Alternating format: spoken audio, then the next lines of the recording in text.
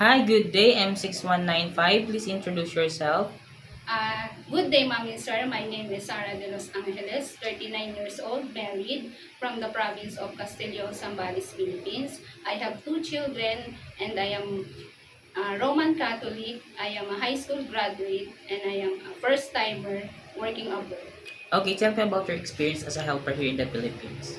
Uh, my work experience is house worker for 3 years, taking care of elderly and one girl 6 years old. I do household chores like cleaning, washing, ironing, and send and fetch to the 6 years old girl in school. Okay, so you have experience taking care of a children, but you don't have any experience taking care of a newborn, right?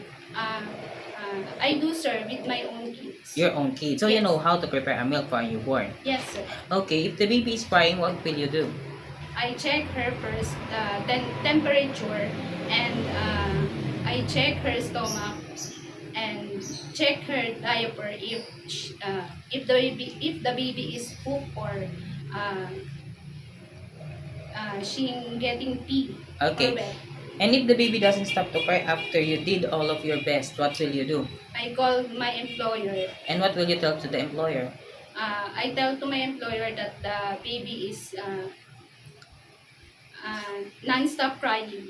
Okay, why do you want to work in Hong Kong? I want to go work in Hong Kong because I want to earn uh, high, High salary high salary to my family.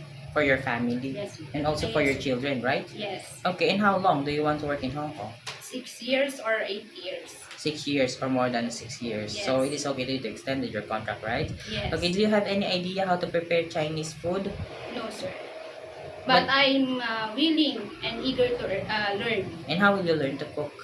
by watching YouTube and reading menu books. Okay, and also if you got an employer in Hong Kong, you can ask them if they could teach you how to prepare, or if they have a time to prepare food for themselves, you could also help them, right? Yes. So that you could learn. Okay, if your employer prepared some food that you are not familiar, it is okay to you to eat the food that they provide.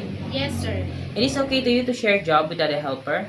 Yes, of course. How about sharing room with kids? Yes, sir. It is okay to you to work on Sunday or in a holiday setup. Yes, sir. How about taking care of elderly? Yes, sir. If one of your employer's family don't know how to speak English, it is okay to you to learn their language. Yes, sir.